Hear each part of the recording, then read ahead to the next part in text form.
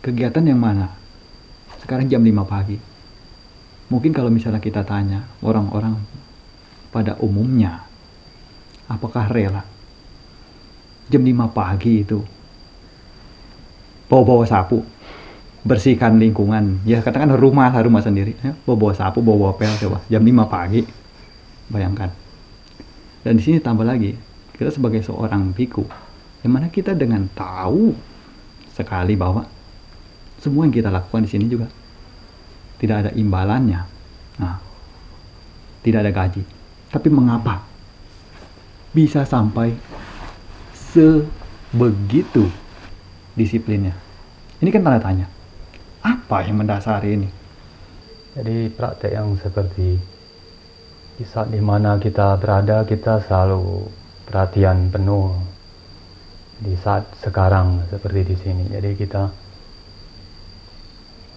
momen ini ada di sini dan kita dari lahir dan batin kalau kita ada penuh perhatian di sini. Disinilah itu. Jadi pikiran itu tidak kemana-mana, dia akan di sini, dia akan melihat dan menikmati keadaan ini, benar-benar dia menyatu. Jadi pikiran dan hati itu, jasmani dia menyatu, itu yang membuat kita bahagia itu. Jadi menempatkan sati, menempatkan kesadaran kita di momen saat ini, itu yang jauh lebih baik, jauh lebih bermanfaat.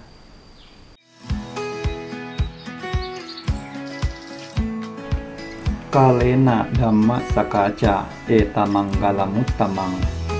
Membahas Dhamma pada saat yang sesuai, itulah berkah utama. Berbagi pengetahuan seputar pandangan dalam Buddha Sasana. Belajar bersama Dhamma ajaran Buddha. Perbincangan sehubungan dengan pelaksanaan praktek Dhamma. Inspirasi, motivasi, filosofi hingga jalan hidup. Kesemuanya akan kita bahas dan pelajari bersama dalam konten ini. Karena dengan belajar akan membawa kita mencapai kebebasan.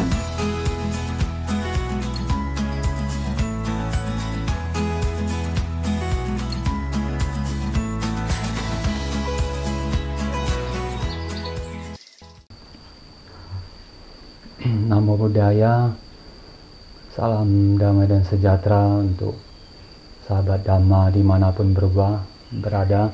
Hari ini kita berjumpa lagi pada hari Jumat tanggal 5 Juli. Semoga semua makhluk berbahagia. Sabbe sata bhavantu sukhitata.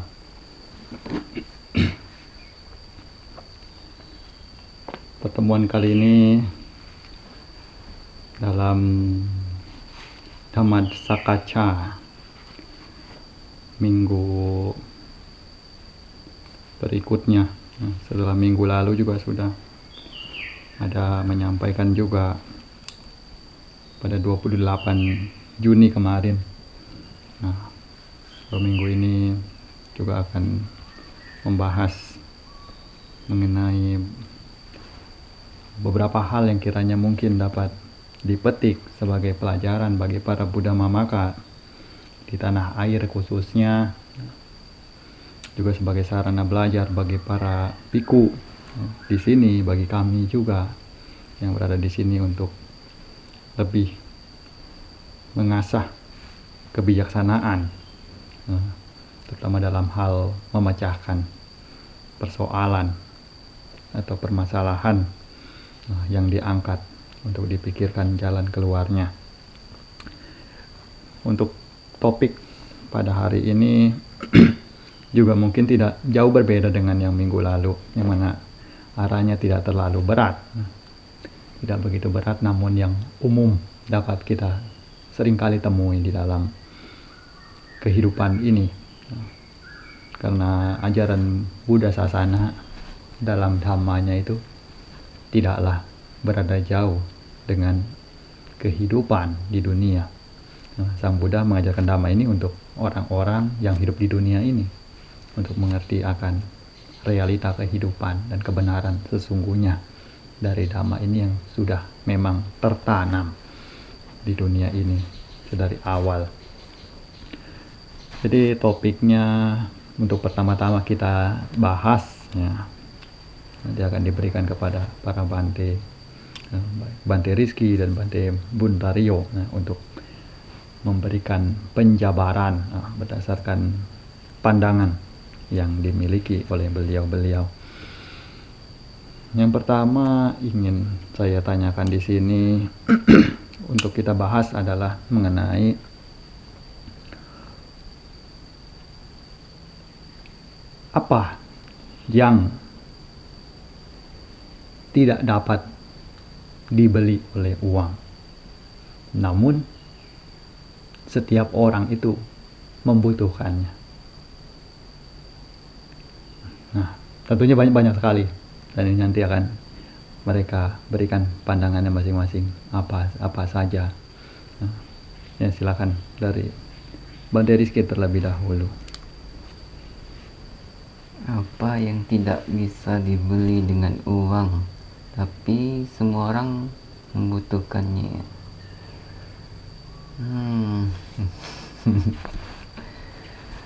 Ya,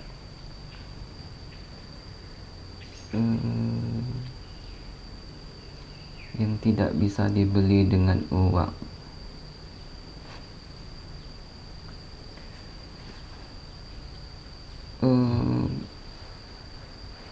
Mungkin yang tidak bisa dibeli dengan uang itu adalah sifat-sifat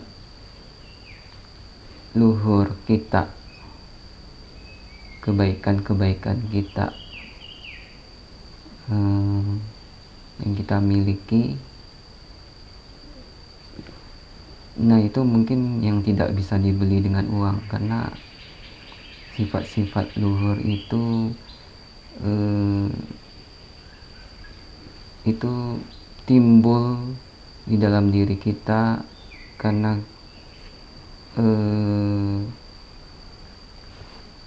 kita yang mengarahkannya, kita yang membentuknya, sehingga sifat-sifat luhur itu terkondisikan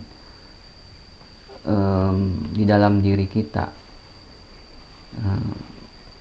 Sifat-sifat luhur itu ya bisa seperti ya 4 Brahma Wihara itu, metta, karuna, mudita, dan upeka. Ya, itu yang sangat berguna bagi individu untuk menjalani kehidupan, sehingga dia tahu ketika berbagi rasa cinta kasih kepada semua makhluk, berbelas kasih kepada semua makhluk, dan bersimpati dan menjaga keseimbangan. Nah, itu yang dibutuhkan ketika individu menjalani kehidupan. Nah, menurut saya itu yang mungkin tidak bisa dibeli dengan uang, tapi semua orang membutuhkannya. Kenapa membutuhkannya? Ketika orang memiliki sifat-sifat luhur di dalam diri mereka masing-masing, mereka akan mengkondisikan sendiri kebaikan-kebaikannya, sehingga dalam kesehariannya dia bisa membuat karma-karma baik di dalam kehidupannya. Nah, itu mungkin menurut saya ya. Coba Bante Bun.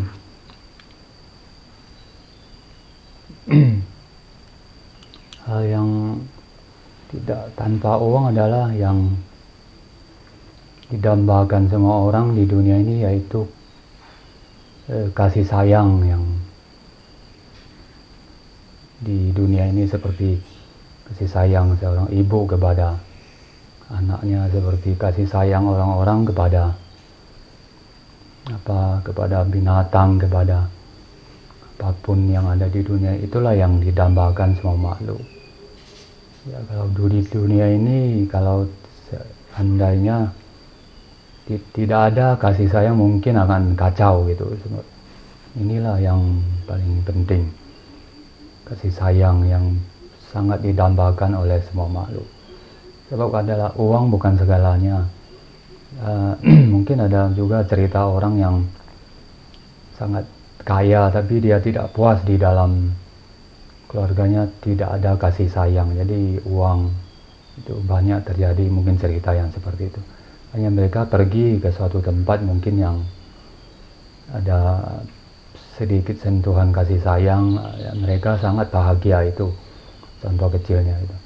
Seperti juga halnya binatang-binatang yang itu kasih sayang, misalnya dia kelaparan atau apa, yang dia butuhkan, dia mungkin tidak tahu uang itu, yang dia butuhkan makanan, kasih sayang itu, seperti perhatian, yang sedikit perhatian dia akan lebih bahagia gitu. Itulah kasih sayang dan cinta kasih ini sangat penting di dunia ini, yang kita banyak lihat ini. Kalau dunia tanpa kasih sayang akan kacau balau, mungkin sulit dikatakan itu ya. Inilah hal yang kasih sayang ini sungguh luar biasa untuk semua makhluk membutuhkannya. Jadi tidak hanya semata-mata hanya uang yang bisa memberi kepuasan atau apapun itu.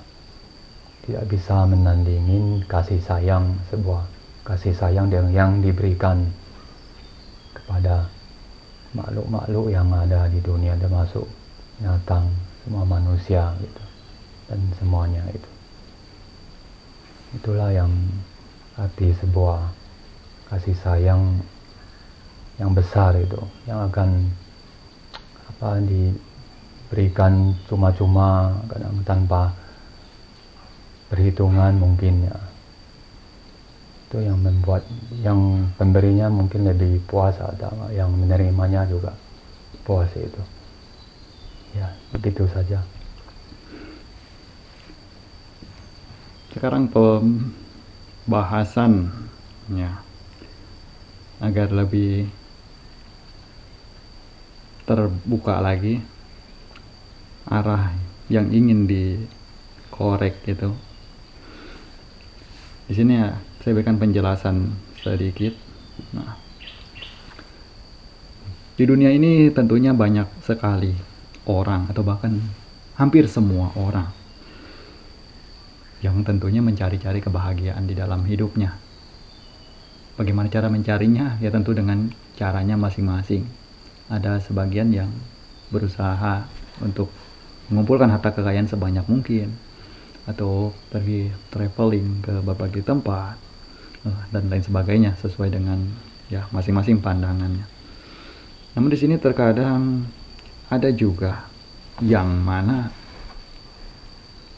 di balik itu semua, sebenarnya ketika itu semua terwujud pun, terkadang sesungguhnya bukanlah itu kebahagiaan yang ingin dirasakan. Dan cenderung orang-orang yang telah memperolehnya juga tidak memperoleh kebahagiaan berarti. Jadi di sini bisa dikatakan bahwa sebenarnya kebahagiaan yang dicari oleh semua orang itu, atau kebanyakan orang, sesungguhnya juga bukanlah itu yang benar-benar dicari. Nah, yang mana kebahagiaan yang semacam itu tentunya akan membuat munculnya penderitaan setelahnya. Sebagaimana kita ketahui bahwa di balik kebahagiaan pasti ada penderitaan di baliknya yang akan menyusul setelah kebahagiaan itu berakhir.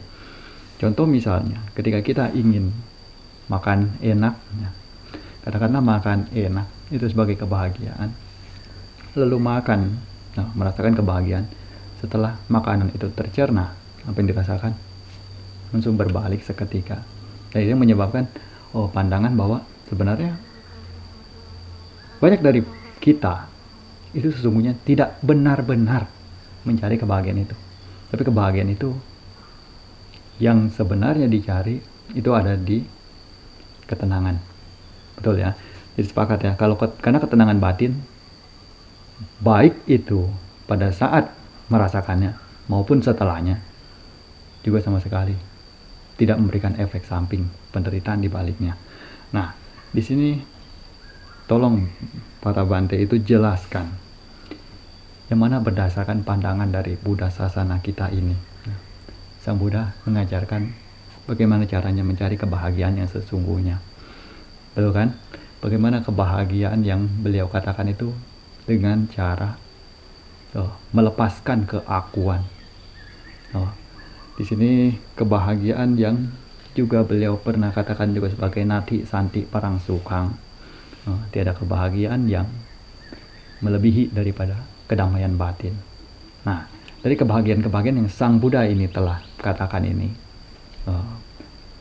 berdasarkan ajaran dari Sang Buddha, berdasarkan anatta juga, tolong Bante jabarkan kebahagiaan versi Buddha Sasana ini sebenarnya itu memiliki poin plus atau keunggulan dibandingkan kebahagiaan-kebahagiaan lain tentunya dengan yang seperti apa di mata kebijaksanaan para Bante. Nah, silakan Bante Rizky. Iya.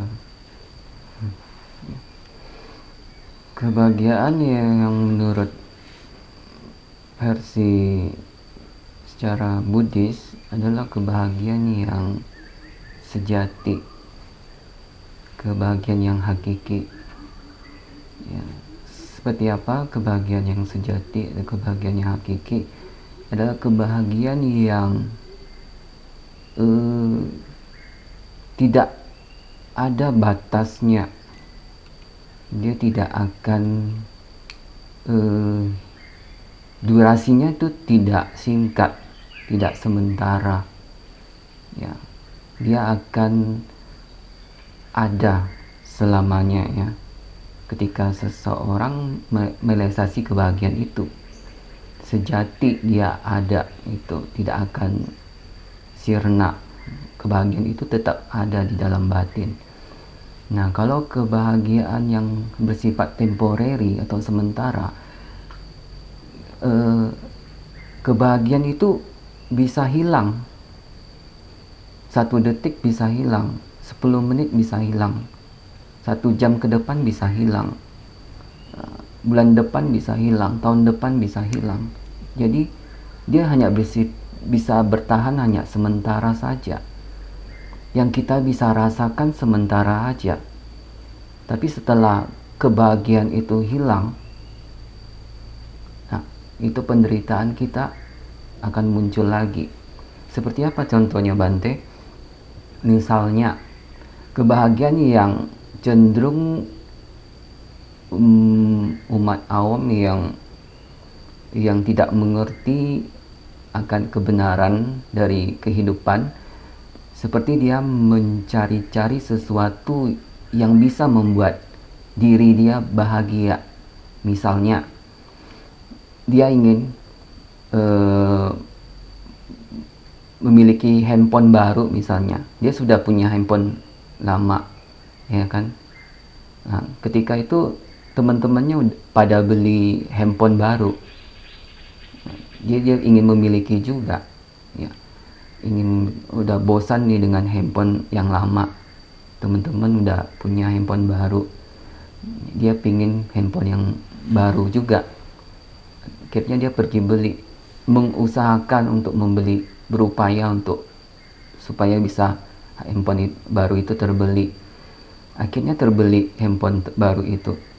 Nah, waktu ketika mendapatkan handphone baru itu, ada rasa kebahagiaan di situ. Di batin itu ada rasa kebahagiaan.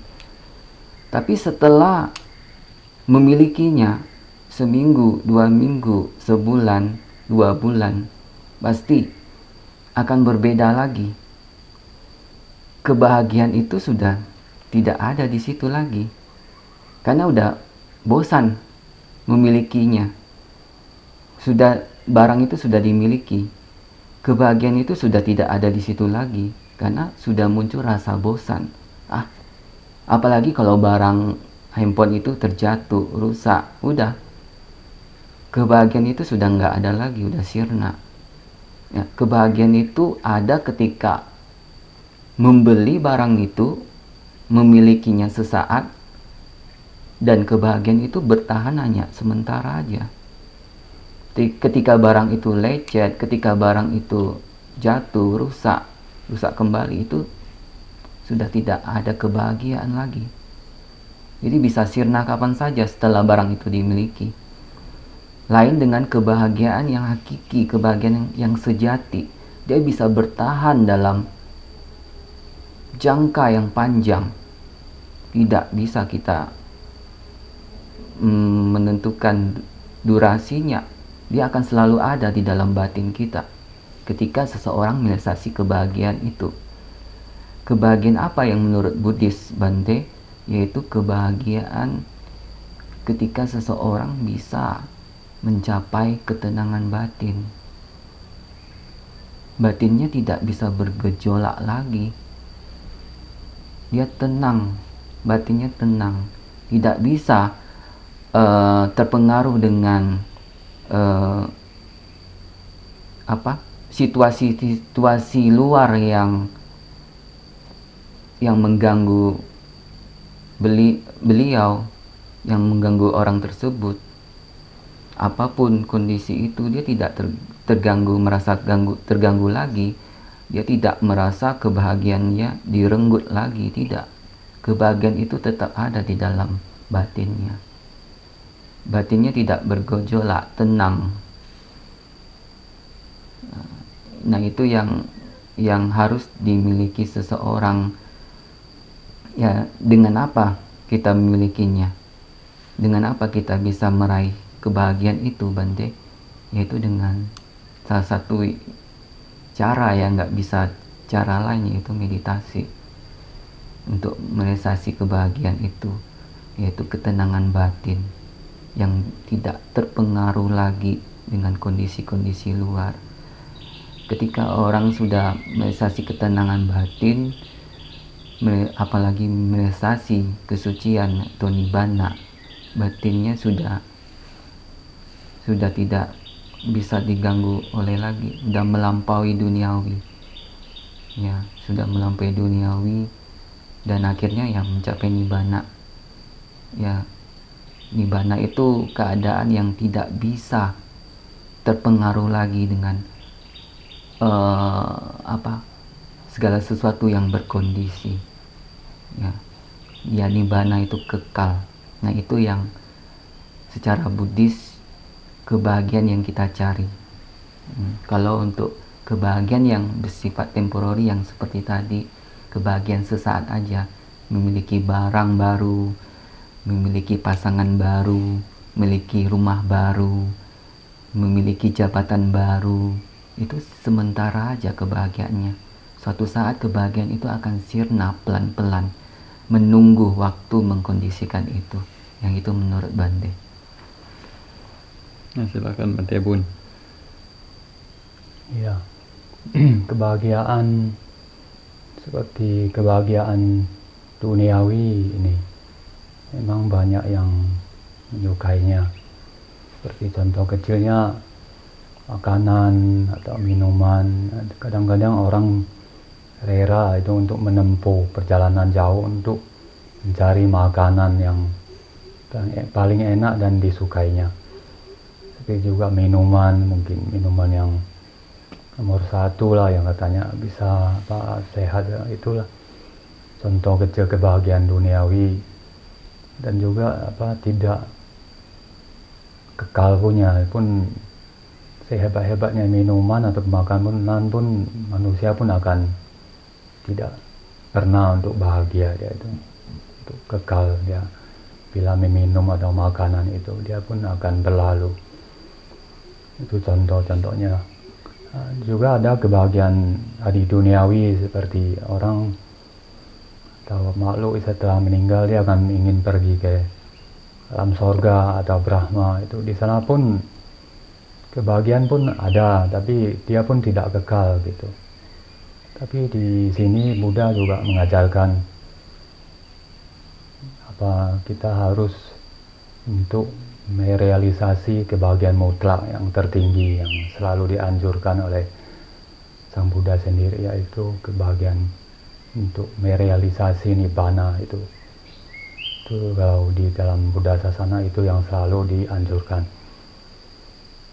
Ya, walaupun kita memang di malam manusia ini kita sebagai praktisi Buddhism kita ingin mencari ketenangan, ya, tenang yang seperti apa dari hasil dari meditasi, itu tinggal di tempat yang tenang-tenang, itu latihan itu juga membawa langkah demi langkah, tahap demi tahap untuk bisa merealisasi nibbana.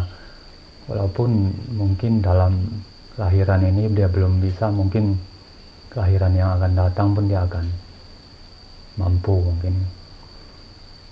Nah, kalau kita yang tidak ada latihan yang hidup senang-senang setiap hari seperti di luar sana pun, itu akan seperti apa kelanjutannya, kita pun mungkin akan tahu apa akibatnya. Jadi disinilah kita setiap makhluk insan manusia itu ingin butuh ketenangan.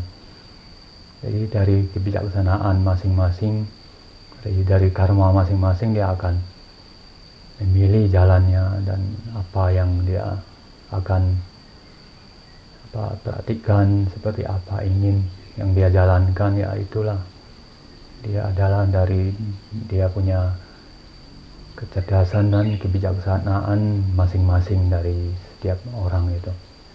Jadi yang dalam Buddha Sasana ini memang Buddha lah yang menganjurkan untuk selalu murid-muridnya untuk merealisasi nibbana, kebahagiaan mutlak itu tidak ada pilihan, yang itu yang paling didambakan oleh semua makhluk mungkin di dunia ini.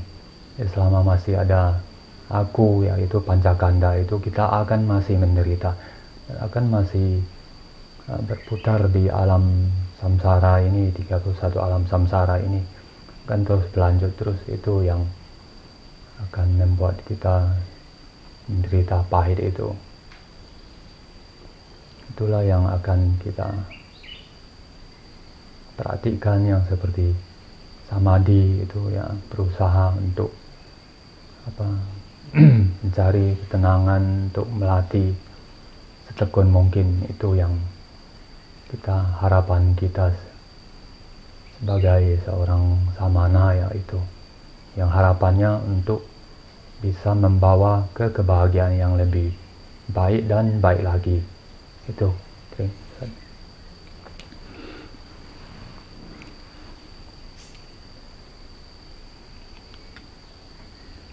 Sebelum ke pembahasan berikutnya, nah, ada yang ingin saya korek sedikit berdasarkan praktek dalam Buddha Sasana ini.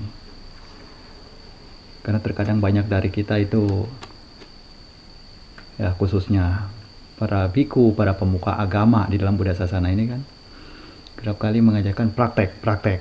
Nah, lebih banyak praktek daripada bicara, lebih banyak praktek daripada teori.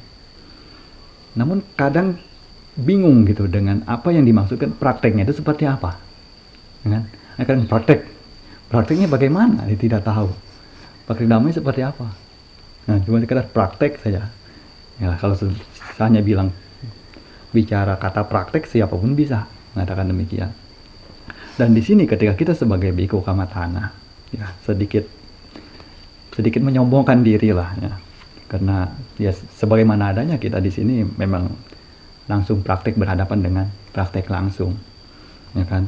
Mulai dari pagi hari sebelum matahari terbit, dari jam 4.30 atau jam 5, itu prakteknya. Itu baru namanya praktek gitu kan. Sudah pegang sapu, membersihkan lingkungan wihara. Dengan yang kita tahu bahwa apa yang kita lakukan itu sama sekali tidak ada bentuk imbalan yang akan kita peroleh. Tapi kita lakukan itu atas dasar kemauan dari pada diri sendiri, dan kita melihat bahwa itu akan menjadi manfaat untuk membina diri, itulah praktek yang sejati. Nah, makanya di sini saya ingin menanyakannya kepada para Bante, dari apa yang beliau telah praktekkan di sini, apa-apa saja, kira-kira manfaat-manfaat apa saja yang beliau peroleh dari praktek tersebut. Nah, kira-kira bisa tidak dibagikan atau diceritakan, mengapa kok sampai serela ini di tengah-tengah yang mana kita tahu, ya, kita tahu dalam tanda kutip sudah pakai jubah sebagai biku itu rasanya mau kemana pun itu bebas, betul kan? Ibaratnya sudah seperti burung yang siap terbang itu, mau kemana saja bisa. Tapi beliau dan ya kita yang di sini, ya, kita yang berada di sini, kita bersabar, kita bertahan di tengah-tengah, ya kita harus tinggal, kita harus diam, dan kita harus benar-benar berlatih. Segala sesuatu yang kita rasakan di sini, kita harus atasi di sini, dan kita harus selesaikan di sini. Itulah berlatih. Nah, ini coba pandangan dari Bante Rizky. Ya, harus dibedakan ya. Maksudnya kita harus praktek ya, atau ya maksudnya gini, praktek tuh bukan hanya duduk meditasi saja. Praktek meditasi di dalam kuti itu yang bisa dibilang praktek. Salah ya. Jadi praktek itu kita bisa bersinggungan dengan kondisi luar. Nah, itu baru dikatakan praktek yang sempurna. Kalau prakteknya hanya duduk meditasi di dalam kuti misalnya, atau di dalam rumah, tidak bersinggungan dengan kondisi luar, yaitu kurang sempurna. Ya. Jadi praktek yang sempurna itu adalah tidak hanya duduk meditasi, tidak hanya berdiam diri di dalam satu tempat, di sebuah tempat, tapi dia bisa bersinggungan dengan kondisi luar. Misalnya ketika seseorang berada di luar rumah, dia bisa praktek juga, ya, gimana dia bisa mempraktekkan kantiknya dia, kesabaran dia ketika berjumpa dengan seseorang yang berkata kasar dengan dia, ketika berjumpa seseorang yang memaki-maki dia, ketika berjumpa seseorang yang marah kepada dia gitu.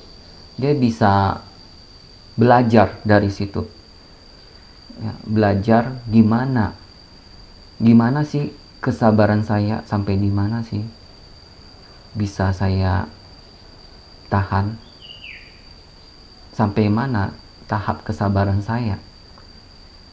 Itu dia bisa belajar dari situ, dia bisa praktek dari situ. Bukan kesabaran aja, rasa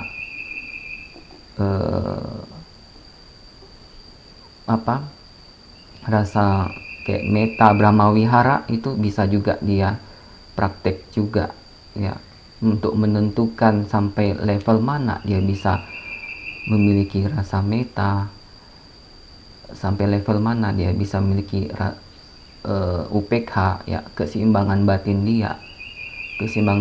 dia terhadap kondisi-kondisi luar yang menerpa dia tuh sampai level mana dia bisa bertahan, dia bisa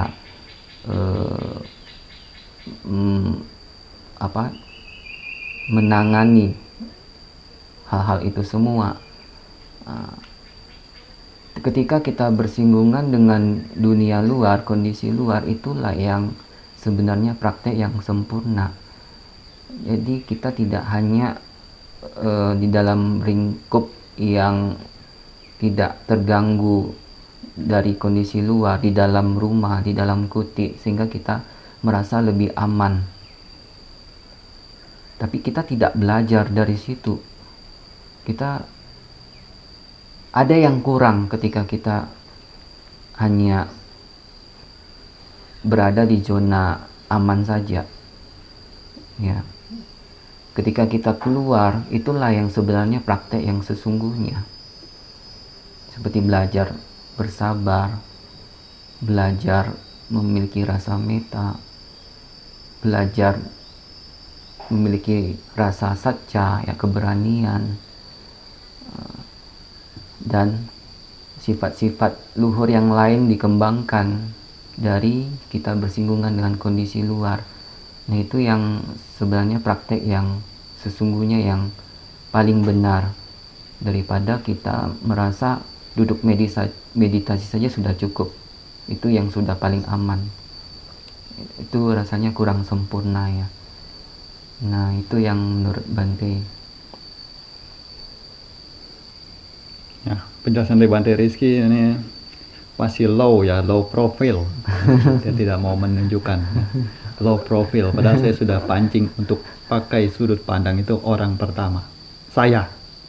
Tapi dia masih low profile, pakainya orang ketiga, pakai dia. Nah, dia. Nah, inilah bentuk memang mengikis ata, ya. Tidak ada kesombongan. Sekarang coba Bante Pun, pakai aku, ya, pakai saya. Ya, kalau memang kalau praktik hanya untuk meditasi saja belum cukup. Kita juga harus bisa membawa diri kita ketika kita bersosialisasi dengan masyarakat, dengan umat awam gitu. Kita harus juga menjaga diri kita, etika kita, juga pengendalian diri gitu. Itulah bentuk-bentuk praktik dalam keseharian kita. Seperti membawa diri selain duduk di dalam kuti, ya, bermeditasi. Jadi juga harus bisa membawa diri ketika kita keluar dari lingkungan daerah petapaan. Misalnya kita hendak keluar akan kemana gitu, ada tugas atau ada menyelesaikan suatu seperti hendak akan pergi pergi ke seperti suatu tempat untuk bandara atau terus menemui umat-umat, itu kita harus juga menjaga kita punya tingkah laku dan pengendalian diri. Itu juga bentuk-bentuk sebuah praktik dalam keseharian sebagai seorang biku. Itulah yang kita harus selalu ada perhatian menjaga kita punya sati. Memang kadang-kadang kita akan tidak sepenuhnya juga bisa mengendalikan itu. Jadi kita harus berusaha kuat sewaktu kita keluar dari daerah yang biasa sehari-hari di vihara. Itu yang sebetulnya yang satu bentuk latihan yang juga cukup bagus, itu yang seperti itu. Jadi sebagai seorang biku tidak hanya untuk melatih duduk di kuti saja, dia juga harus bersosialisasi. Yang seperti masyarakat ingin pergi, seperti ada suatu undangan yang itulah yang atau ini urusan seperti urusan surat-surat atau apa, seperti izin tinggal di negeri orang, kita harus berusaha untuk menjaga diri kita ketika kita keluar itu, seperti etika, kesopanan, dengan dalam diri gitu. Terus kita bertemu dengan umat awam itu satu bentuk latihan yang cukup menantang juga. Jadi kita harus tahu diri bahwa kita ini sudah biku, saya sudah biku gitu. Jadi kita harus tidak seperti umat awam. Itulah satu bentuk sebagai seorang samana itu di sini yang kita harus belajar itu. Ya, yang seperti itulah yang kita harus setiap hari-hari dari bangun pagi, mungkin kita juga sampai istirahat, tidur juga. Kita harus menjaga terus latihan seperti apa sehari-hari kita harus menganggap itu adalah latihan itu. Jadi itu akan membawa suatu seperti kebiasaan. Jadi dia nanti akan teratur dan dia akan pelan-pelan membaik, seperti akan membawa pikiran yang tidak kacau lagi, yang tidak seperti ketika kita sebagai waktu umat biasa di luar sana, kita masih banyak memikirkan hal-hal yang ini itu. Jadi kalau sudah di biku ini, sudah di sangha ini, kita sudah banyak latihan dan banyak aktivitas yang baik, ya kita akan maju dalam hal pikiran batin, dia lebih tenang, lebih terarah. Itulah yang nilai plusnya sebagai seorang samana itu bagi diri saya sendiri itu saja. Hubungan dengan jaga image untuk melayani orang, sebenarnya kalau di tempat kita mungkin kalau misalnya dikatakan keseharian belum tentu juga bisa, mungkin kesemingguan atau kesebulanan atau mungkin kesetahunan baru sekali-sekali keluar itu untuk ya ke bandara lah, urus dokumen lah, surat-surat dan lain sebagainya. Jadi lebih masih ya hitungan itu kurang begitu yang memang benar-benar ini loh yang prakteknya gitu. Ini yang belum dikeluarkan. Jadi sedikit saya tambahkan saja ya, biar agak sedikit mengena gitu, mengenai sebenarnya apa sih yang boleh dibilang itu sebagai nilai lebih daripada praktek yang dibiasakan, yang dilatih secara rutin. Contoh sekarang gini, saya berikan pertanyaan, jawab ya, iya atau tidak. Apakah para Bante di sini maksimal itu jam 5 pagi sudah pegang sapu? Jawab saya ya atau tidak. Iya. Nah, itu kan.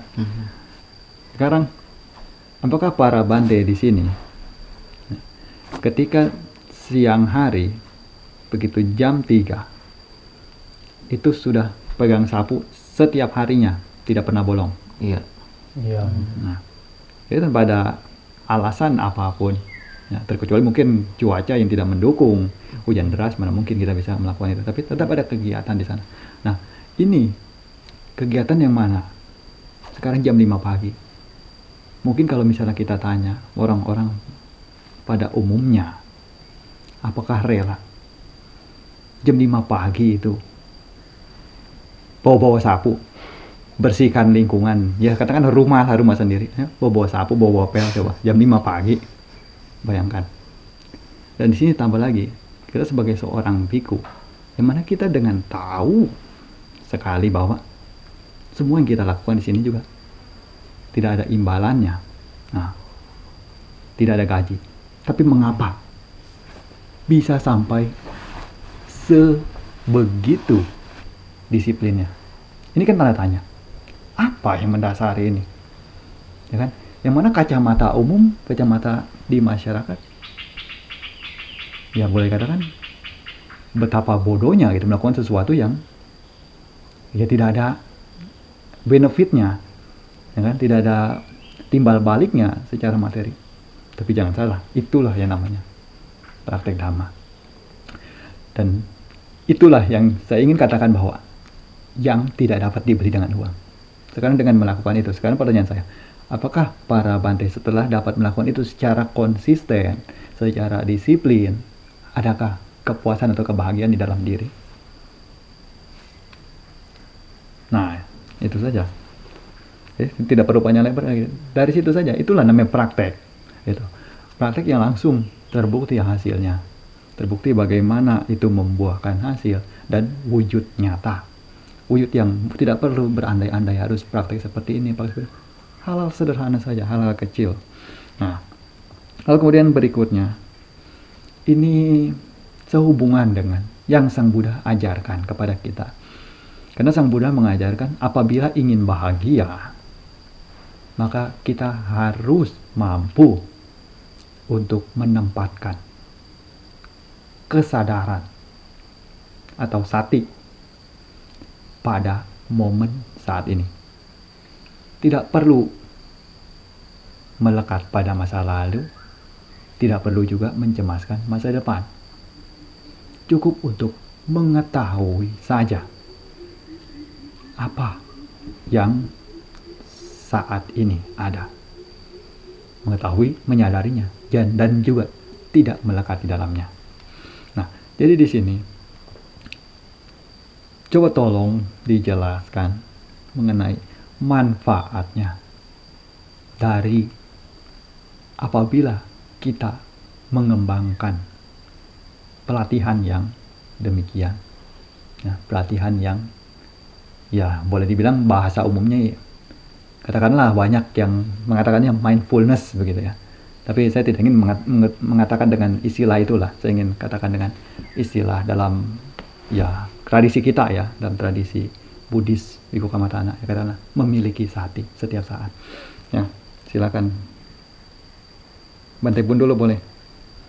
Ya. Ketika kita menaruh perhatian kita pada saat momen saat ini juga seperti batin dan jasmani kita itu bersatu ya, berada di momen saat ini, itu akan sangat membawa efek itu seperti kebahagiaan itu yang sangat puas itu dibanding dengan kita seperti sekarang punya tubuh di sini misalnya contoh. Sekarang kita punya pikiran di masa lampau ataupun di masa yang di masa akan datang seperti berangan-angan, itu akan membawa suatu penderitaan itu. Seperti ketika kita berada di sini kita bisa mengenang di masa lampau ataupun berangan-angan di masa depan, itu juga kadang akan membawa dampak yang kurang baik seperti kesedihan, entah apa nanti kesalahan itu. Jadi praktek yang seperti di saat dimana kita berada, kita selalu perhatian penuh di saat sekarang seperti di sini. Jadi kita momen ini ada di sini dan kita dari lahir dan batin kalau kita ada penuh perhatian di sini, di sinilah itu. Jadi pikiran itu tidak kemana-mana, dia akan di sini, dia akan melihat dan menikmati keadaan ini benar-benar dia menyatu. Jadi pikiran dan hati itu jasmani dia menyatu, itu yang membuat kita bahagia itu. Jadi kita tidak ada seperti kerisauan itu atau gelisah, itu agak tidak banyak dia itu. Nah, itulah yang praktik ini yang membawa kita sebagai bhikkhu itu yang lebih yang lebih maju dia dalam batinnya itu. Nah, ini yang membuat kita bahagia setiap hari, bahagia dan seterusnya itu. Jadi ini yang diusahakan untuk terus setiap harinya kita akan berusaha untuk sebaik mungkin untuk maju, mungkin sedikit demi sedikit mungkin akan membawa hal yang banyak manfaat bagi diri sendiri itu. Itulah cerita sedikit yang pengalaman di sini itu yang membuat kita lebih bahagia dibanding kita ketika kita tidak praktik seperti ini. Nah, ini yang membawa banyak kemajuan batin itu. Ini yang pernah saya rasakan ini yang begini. Hidup itu teratur dan damai katanya ini, tenang batin ya, itu yang saya rasakan seperti ini. Ya, terima kasih. Ya Bante Rizky, fokus pada saat ini manfaatnya. Menempatkan kesadaran pada momen saat ini. Manfaatnya kita tidak merasa menyesal, merasa kecewa, merasa gelisah, ataupun merasa sedih, ataupun rasa cemas. Ketika kesadaran kita tidak kita tempatkan pada momen saat kini, kita tempatkan misalnya pikiran kita ke masa lampau. Ke masa lampau itu banyak ya emosi-emosi negatif, rasa penyesalan, dulu pernah berbuat sesuatu yang salah, menyesal akan perbuatan itu. Ketika kita menempatkan pikiran kita ke masa lampau, cenderung pikiran-pikiran penyesalan itu akan timbul. Rasa kecewa, dulu pernah dikecewakan seseorang, diputusin pacar misalnya di masa lampau. Rasa kekecewaan itu selalu timbul ketika kita menempatkan pikiran kita ke masa lampau. Rasa sedih apalagi, rasa jengkel, rasa amarah, emosi, ketika kita menempatkan pikiran kita ke masa lampau, cenderung kita mengingat kembali peristiwa-peristiwa yang lampau itu, yang sudah terjadi, tapi pikiran kita teringat kembali. Kita menempatkan pikiran kita untuk mengingat kembali peristiwa-peristiwa itu yang telah terjadi. Nah, itu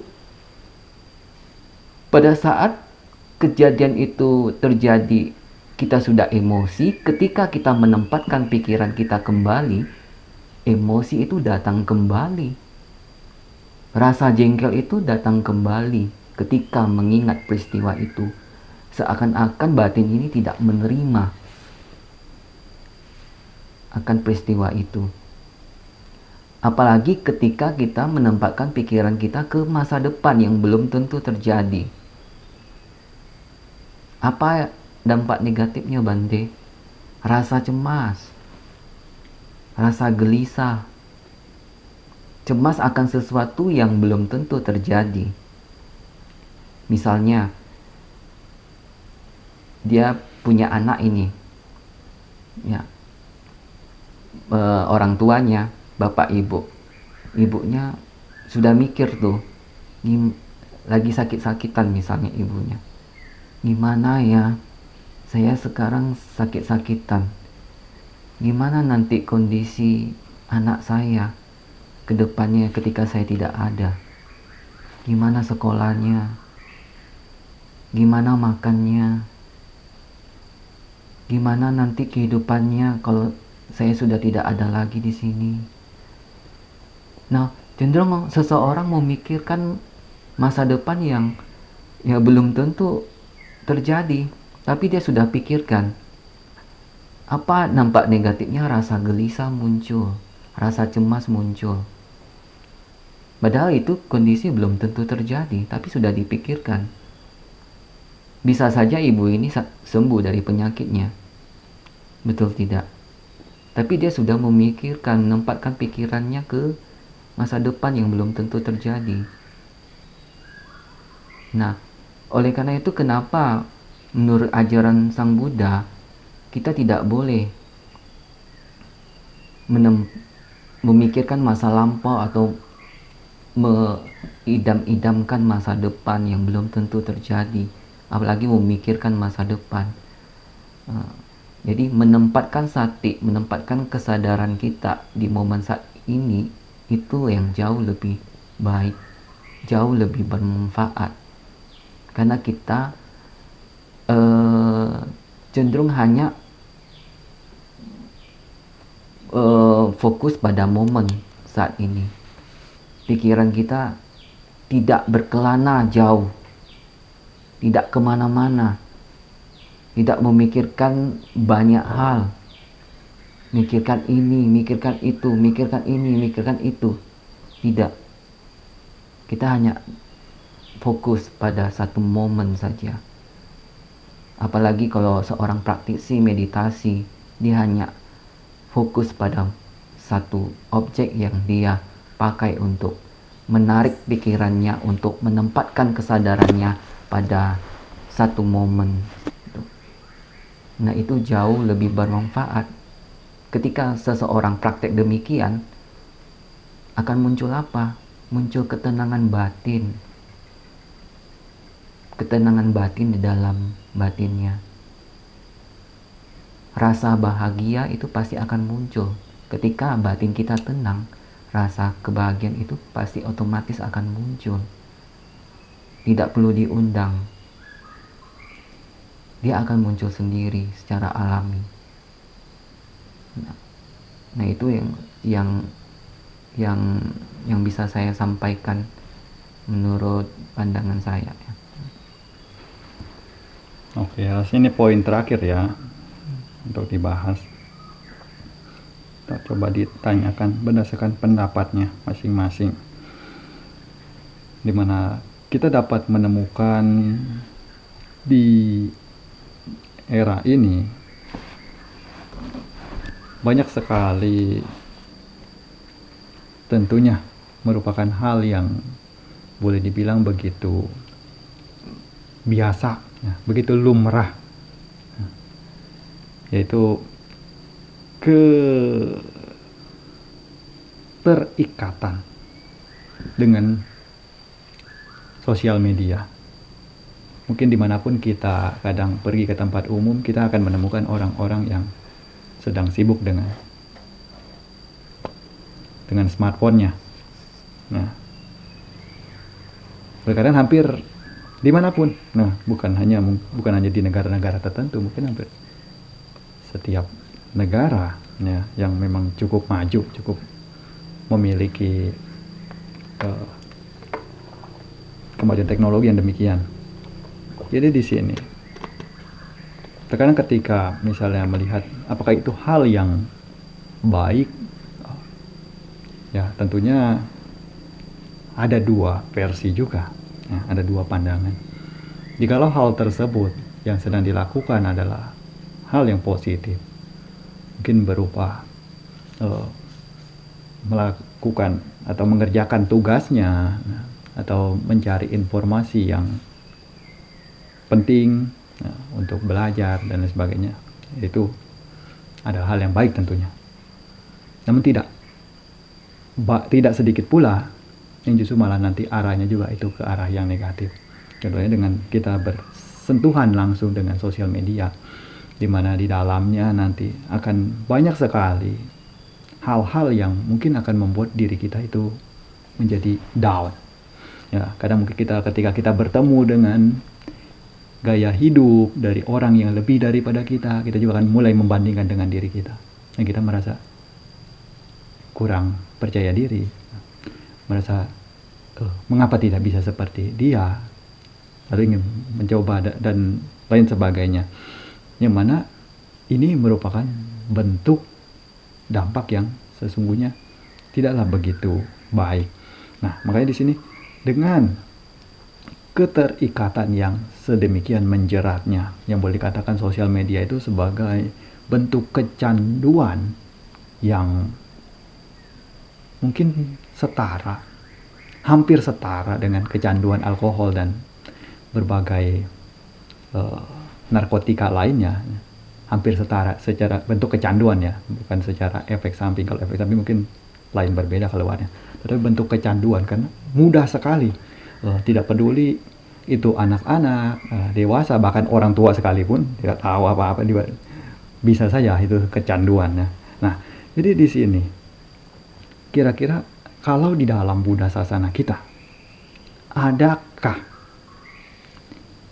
objek bawana ya, objek bawana yang dirasa menurut Bante itu cocok sekali untuk memberikan hasil yang membahagiakan dengan cara yang begitu cepat, sehingga mampu untuk bahkan lebih cepat mungkin daripada kebahagiaan yang ditawarkan dari sosial media itu.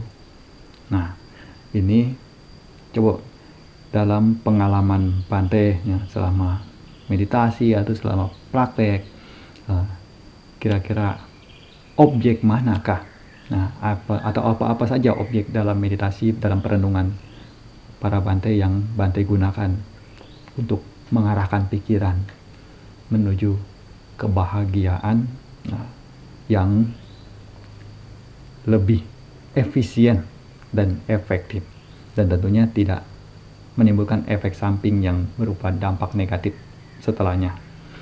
Nah, silakan Bante Rizky. Ya, meditasi ya yang berhubungan dengan itu. Kalau objek meditasi banyak ya. Ada perenungan tentang kematian, perenungan Buddha Nusati, Dhamma Nusati, Sangha Nusati, Marana Nusati, ya kan. Nah, perenungan tentang tubuh, Kayagata Sati, ya. Bisa juga dengan Anapanasati. Banyak objek, tapi untuk bisa untuk kondisi itu mungkin Bante merasa objek perenungan tubuh ya, perenungan tubuh yang lebih optimal mungkin bisa dipraktekkan seseorang sehingga dia bisa meminimalkan penggunaan sosial media, smartphone dia, ketika dia bisa mendapatkan manfaat dari meditasi perenungan tubuh ya. Kenapa Bante anjurkan untuk perenungan tubuh? Ketika dia melihat tubuh ini cantik, tubuh ini ganteng, tubuh ini indah ya, kulit putih bersih ya, rambut yang bagus atau memiliki pakaian yang bagus dengan bentuk tubuh yang indah, segalanya yang indah ya, mata, hidung, mulut yang berhubungan dengan tubuh, merasa itu indah, merasa itu dia akan memiliki selamanya. Ketika dia bisa praktek perenungan tubuh, bahwa tubuh ini hanya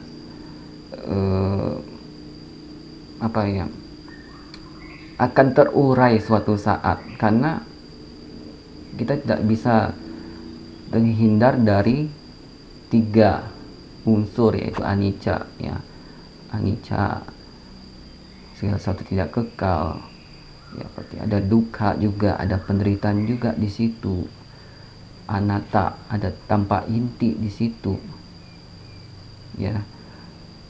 ketika bisa merenungkan 3 ini, tubuh itu tidak ada apa-apanya. Tubuh itu tidak indah. Tubuh itu akan terurai suatu saat. Yang tadinya itu kulitnya masih padat, ya, masih muda, masih padat, masih cantik. Ketika dia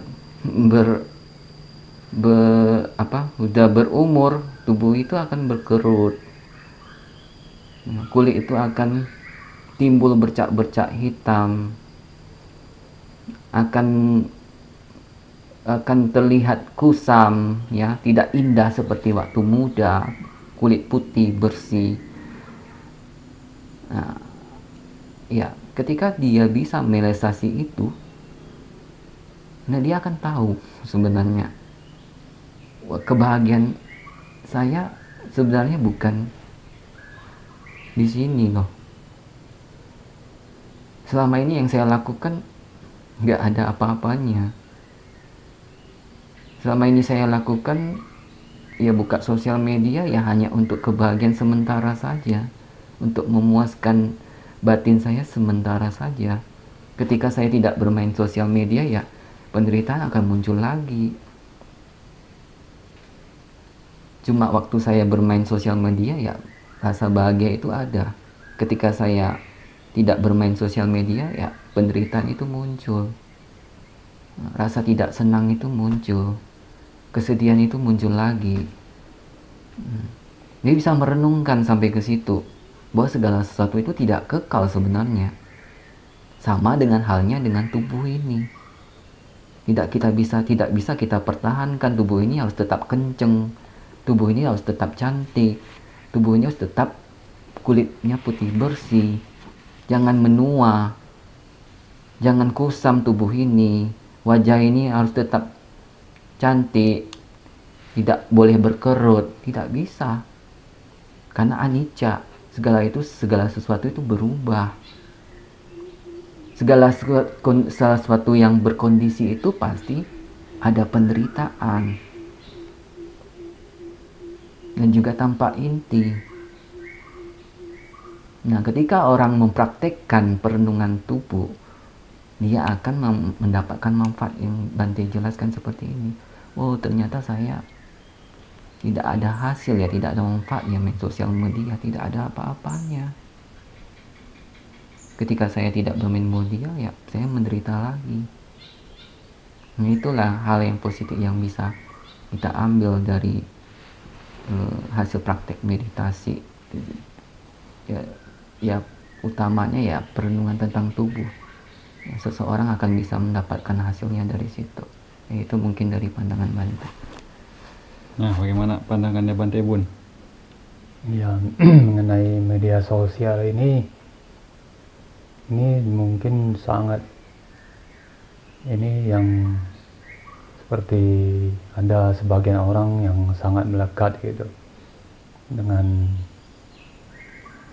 handphonenya, segala macam, laptop segala macam. Mungkin ada sebagian orang yang dia punya profesi menyangkut di situ gitu, sehingga dia tidak bisa melepas, dia punya tanggung jawab. Nah, ada juga yang sebagian orang yang seperti seperti kesenangan ya untuk bermain game gitu. Memang media sosial itu harus kita mempergunakannya secara bijak, kalau seperti saya saat ini. Jadi kita seperti hal-hal yang menyangkut dhamma itu boleh sesekali mungkin untuk melihatnya itu, tapi untuk melihat lebih jauh lagi dan lebih dalam seperti segala macam seluk-beluk, segala macam hiruk pikuk yang itu mungkin kita sudah, seperti saya yang sudah jadi biku, sudah tidak melihatnya lagi. Jadi melihat yang sekarang kita punya profesi itu aja yang menyangkut seperti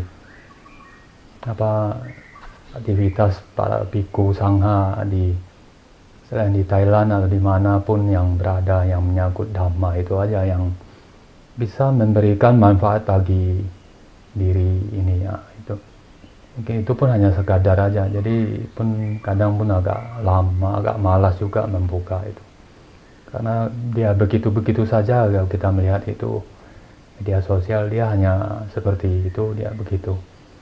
Kalau ada berita yang seperti berita ini, itu pun sudah ya, itu dari biasa, jadi dari apa, dia punya penyelenggara itunya mungkin seperti reporter, atau itu memang kadang dibesar-besarkan itu seperti berita itu. Jadi itu kita sudah tahu itu yang seperti itu.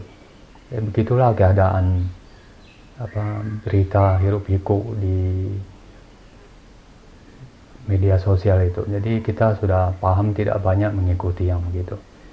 Jadi sebijaksana mungkin ini yang kita pakai media sosial, yang bisa membawa dampak positif bagi saya sendiri sebagai biku itu. Jadi itu yang bisa saya agak bisa menahannya itu yang saat ini. Ya, tidak terlalu terobsesi kepada media sosial itu saja. Jadi menyangkut itu juga seperti apa tadi pertanyaannya, objek meditasi. Ya, objek meditasi perenungan itu dari awalnya juga saya sebelum jadi biku saya hanya perenungan anapana saja, keluar masuk napas objek gitu. Jadi belakangan setelah menjadi biku saya melihat ini ada seperti pembacaan parita itu yang membuat saya menambah wawasan saya seperti di sini, karena di sini ada baca paritanya ada bahasa Thailand juga, jadi agak menarik seperti perenungan 32 jenis bagian tubuh. Di sini ada bahasa Thailand seperti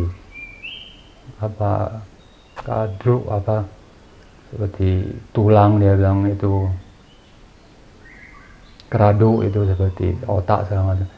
Itu yang membuat saya menambah lagi perenungan menjijikkan terhadap tubuh ini.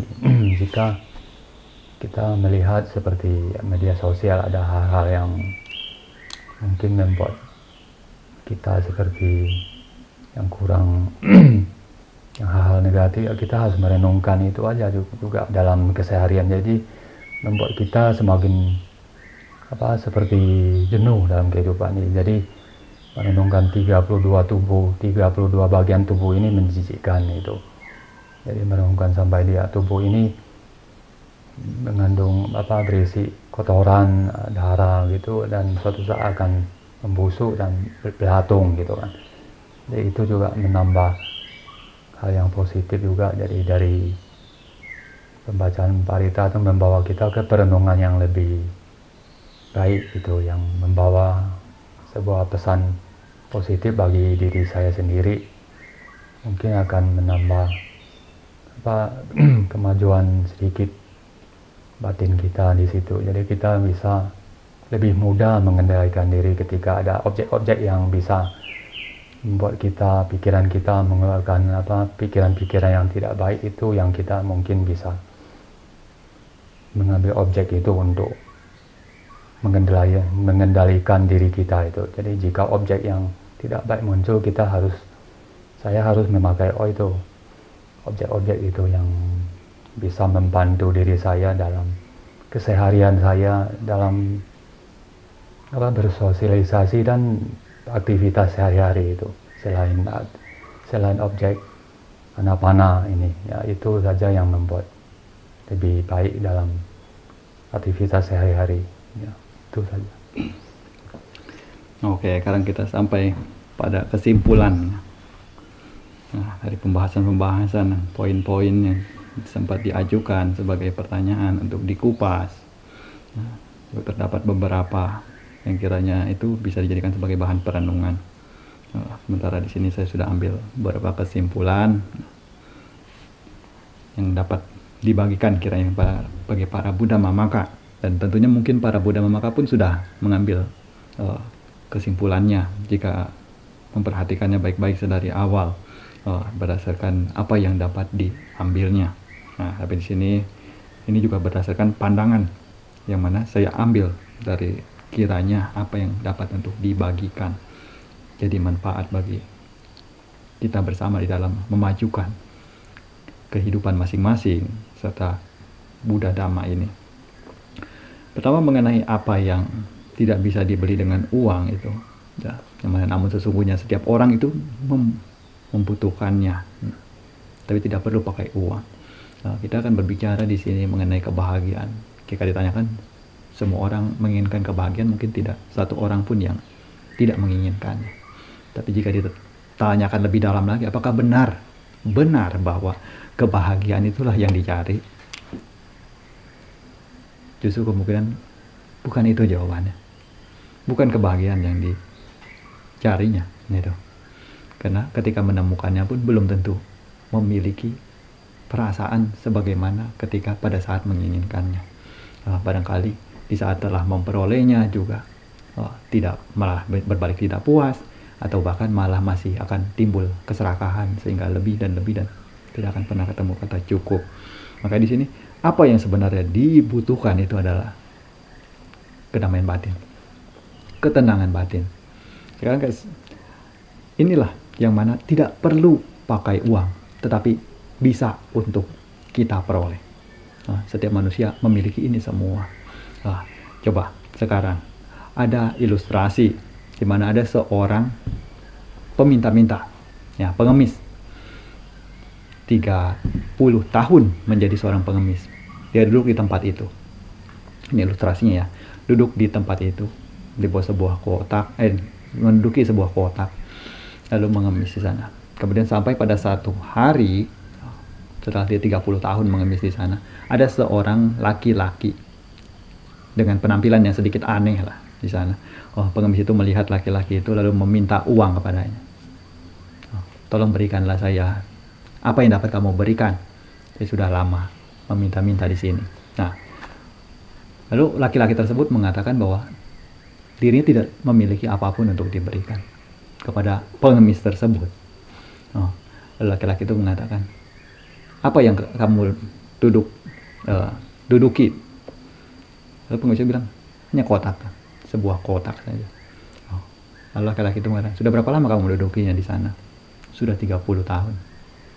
Sudah 3 abad duduk di sana. Laki-laki itu jawab, pernah kamu membuka apa isi kotak itu? Tidak. Buat apa dibuka? Tidak ada apa-apa. Pengemis itu bilang. Nah, bagaimana kamu bisa bilang tidak ada apa-apa kalau kamu tidak membukanya? Mengapa kamu tidak coba untuk membukanya? Barangkali ada sesuatu yang dapat bermanfaat dari sana. Nah, cobalah pengemis itu buka. Begitu dibuka, apa yang ada di dalam kotak tersebut? Itu emas murni. Emas murni. Bayangkan, ini sama seperti diri kita. Kita terkadang ingin bahagia ini, itu, meminta ini dan itu. Tapi sebenarnya kita lupa kalau misalnya kebahagiaan itu yang sebenarnya berarti itu kita sudah ada di dalam diri kita. Kita sudah memilikinya. Seperti pengemis itu justru menduduki emas yang ada di dalam kotak itu. Nah, hanya saya kita tidak tahu cara untuk menemukannya. Itu yang jadi persoalan itu. Tidak tahu bagaimana cara menemukannya. Nah, makanya di sini coba sekarang saya berikan 10 detik waktu untuk mengetahui sebenarnya apa suara yang paling harus kita dengar di dunia ini. Suara apa yang paling harus kita dengar di dunia ini? Saya berikan 10 detik untuk coba mendengarkannya. Nih, suara ini. Nah, tuh, suara itu. Suara yang paling harus kita dengar. Dan sekarang bagaimana kesannya ketika kita mencoba untuk mendengarkan suara tersebut? Di sanalah kedamaian itu ada. Nah, lalu berikutnya itu adalah semua orang mencari kebahagiaan, namun sesungguhnya tidak menemukan kebahagiaan dicari, gitu kan? Jadi menurut pandangan Buddhisnya, kira-kira apa sih kebahagiaan itu? Di luar daripada ketenangan yang tadi saya katakan di awal, juga melingkupi di dalamnya itu adalah kesehatan tubuh, baik secara jasmani maupun rohani. Ini wajib. Karena jika kesehatan itu sudah tidak ada, jangan pikir tentang kebahagiaan. Nah, mungkin bisa saja sebagian merasa walaupun dalam kondisi yang sakit mencoba untuk berpura-pura bahagia atau tetap positive thinking, ya bisa saja, ya kan. Namun tetap ini sangat sulit sekali. Ya, memang ada yang saya pernah dengar, ada orang ketika dia itu sudah merasa sakit, ada penyakit entah di perutnya atau bagaimana, periksa bertahun-tahun itu ke rumah sakit, tidak bertemu-temu apa sebenarnya yang menjadi penyakit di dalam dirinya itu. Sampai satu hari dia pergi berobat, periksa dan menemukan bahwa sebenarnya yang diidapnya itu adalah kanker. Lalu ditanyakan, ketika dia divonis memiliki kanker di dalam tubuhnya, menemukan kanker di dalam tubuhnya, apa yang dia rasakan? Senang, dia bilang. Saya cari-cari bertahun-tahun gak ketemu-ketemu. Ini akhirnya kan ketemu, ya senang, dia bilang. Walaupun ini bentuk ya pemikiran positif, ya mengapa harus sedih? Karena cari bertahun-tahun, kita ketemu dengan sesuatu yang kita cari kan senang. Nah, tapi sebenarnya ketika kesehatan itu sudah tidak ada, boleh dibilang sulit ya untuk menemukan kebahagiaan di dalam diri kita. Lalu hubungan yang berikutnya, hubungan di antara satu sama lain dalam bersosialisasi. Tentunya kita sebagai homo sapiens, sebagai makhluk sosial, kalau tidak memiliki hubungan yang baik di antara satu sama lain, juga rasanya kebahagiaan itu sulit untuk ditemui.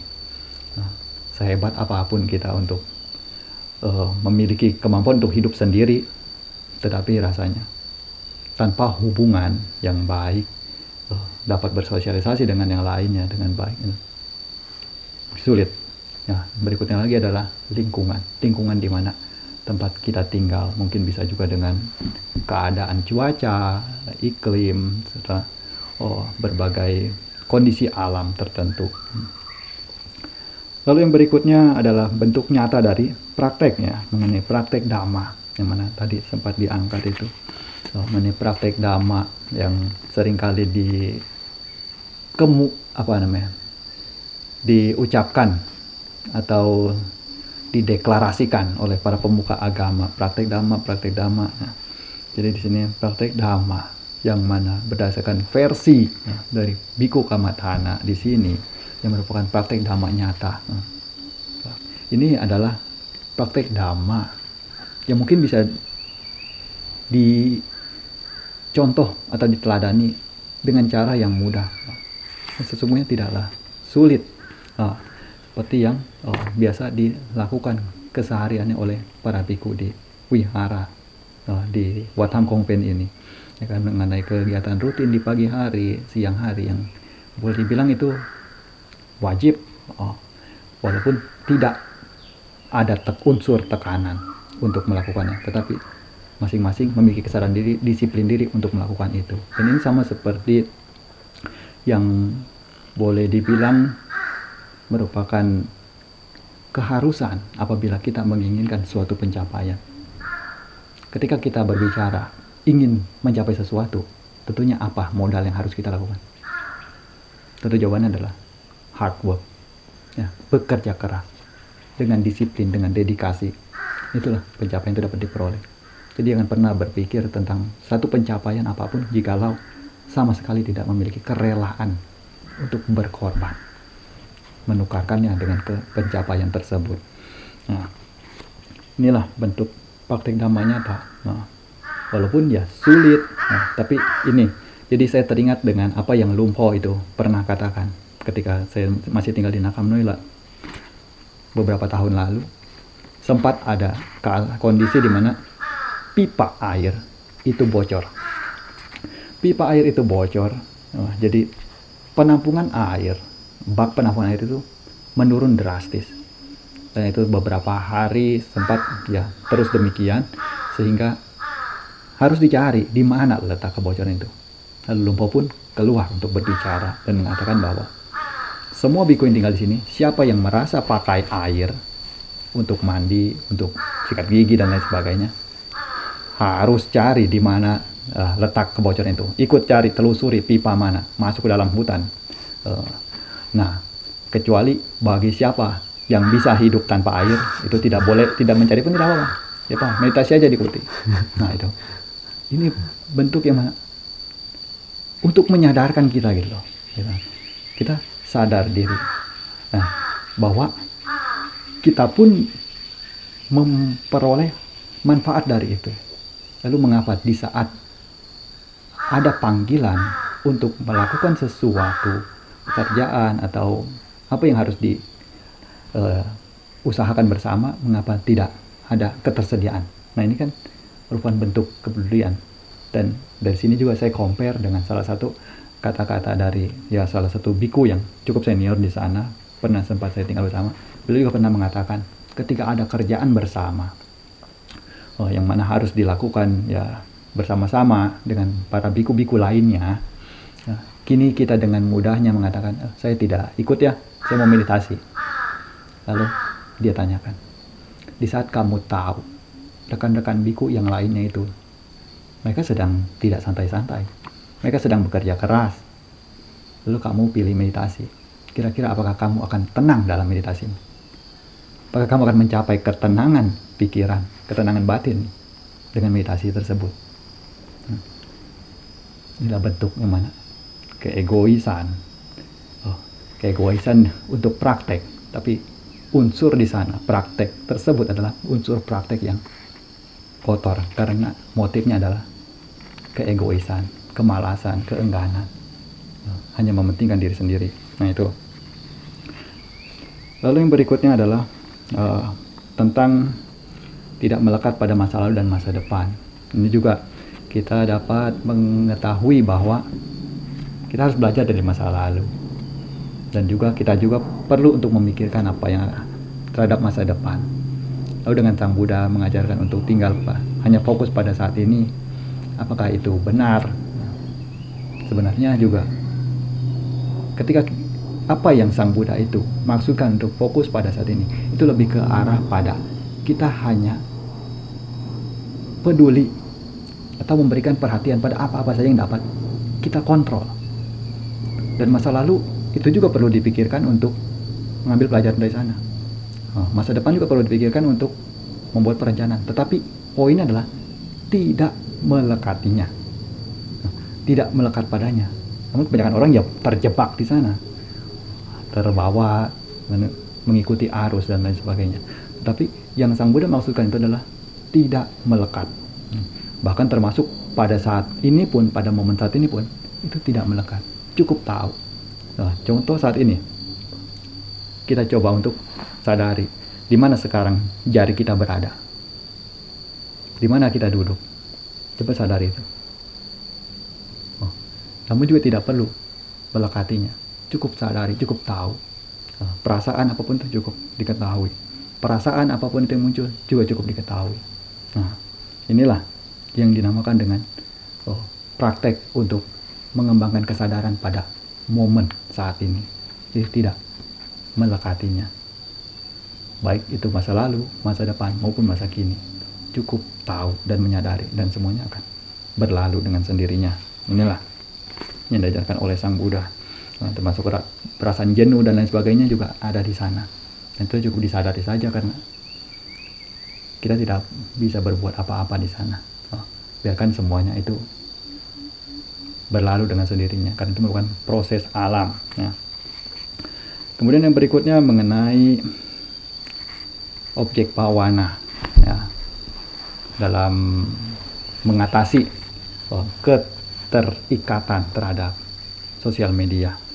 Nah, ini juga sudah dijelaskan ya, beberapa dari para bantainya ini punya ada objek tilakana, ya, anicca dukkha anatta, ada objek marana, objek perenungan tentang kematian, ada juga anapanasati, ada juga asubha, ada juga tadi Bante Bun pengulangan parita. Nah, ini juga ya salah satunya bisa untuk kiranya menurut beliau mengatasi kecanduan terhadap sosial media. Dan ini juga merupakan bentuk yang sebenarnya secara tidak langsung dari apa yang kegiatan kita saat ini dengan berbagi seperti saat ini juga termasuk bentuk memberikan contoh bahwa sekarang sudah berapa jam saya tidak pegang HP di tangan saya. Bayangkan ketika para bikunya bisa loh untuk melakukan seperti itu. Lalu mengapa tidak? Nah, jadi memang tidak salah. Namun yang akan menjadi unsur yang negatif itu adalah di saat kita terjebak olehnya, larut di dalamnya, dan malah nantinya menderita karenanya. Karena sesungguhnya apa yang harusnya diperoleh itu adalah kebahagiaan. Jadi apapun bentuk yang kita lakukan, jika hasil akhirnya adalah penderitaan, maka itu mungkin tidak melakukannya adalah lebih baik. Itu tidak ada satu orang pun yang jika tahu kalau hasil akhirnya itu adalah kerugian akan bersedia untuk melakukannya. Namun di sini karena kita tidak tahu hasil akhirnya seperti apa, banyak yang terjebak di dalamnya. Jadi kebahagiaan palsu tersebut sama halnya dengan ya sudah malas-malasan tidak perlu berolahraga, buang waktu untuk bergadang, tidak perlu tidur, atau makan ya semaunya kapan saja bisa, ataupun tidak perlu dibatasi, tidak perlu disaring-saring lagi, makan apa saja bisa. Nah, lambat laun pola hidupnya seperti ini. Ya walaupun di awal ya bebas, bahagia, tidak ada apa-apa, tapi akan ada dampak buruk yang mengikutinya. Dan perasaan kita pun nanti di belakangnya akan ada perasaan yang mana, mengapa sih diri sendiri seolah tidak memiliki disiplin sama sekali. Nah, itulah yang merupakan penderitaan di baliknya. Jadi untuk hari ini kiranya sudah cukup ya, padat isi yang dapat diambil bagi para Buddha Mamaka sekalian, agar semakin lebih bijak lagi, semakin lebih berkembang lagi di dalam menjalani hidup, di dalam mencari sumber-sumber mana yang kiranya dapat memberikan manfaat, konten-konten mana, channel-channel mana yang kiranya itu dapat membawa manfaat, maka seharusnya itulah yang perlu untuk ditambahkan. Atau channel-channel mana yang tidak bermanfaat itu yang harus ditinggalkan. Tapi konten kita saat ini harusnya jangan ditinggalkan. Nah, ini untuk hari ini ya, kiranya mungkin tidak ada lagi yang akan sampaikan. Nanti Bante Puntario kasih penutupan. Silakan. Ya, para pemirsa Dhamma, sahabat Dhamma dimanapun berada, konten ini sampai di sini saja saya ucapkan. Salam metta, namo buddhaya, sabbe satta bhavantu sukhitata. Semoga semua makhluk berbahagia. Semua materi yang diperbincangkan bukanlah untuk ditelan mentah-mentah. Semuanya masih memerlukan proses penganalisaan lebih lanjut berdasarkan hukum kebenaran. Karena kami membahasnya berdasarkan pengetahuan, sudut pandang, serta opini yang dimiliki. Dan tujuan terselubung yang sebenarnya terdapat di sini adalah untuk bersama-sama memacu ketertarikan para Buddha Mamaka dalam mempelajari Dhamma, serta saling mengasah kebijaksanaan. Semoga kita semakin menambah wawasan dan bertambah maju di jalan Dhamma. Susu sang labate panjang. Bersungguh-sungguh mendengarkan dengan baik akan memperoleh kebijaksanaan.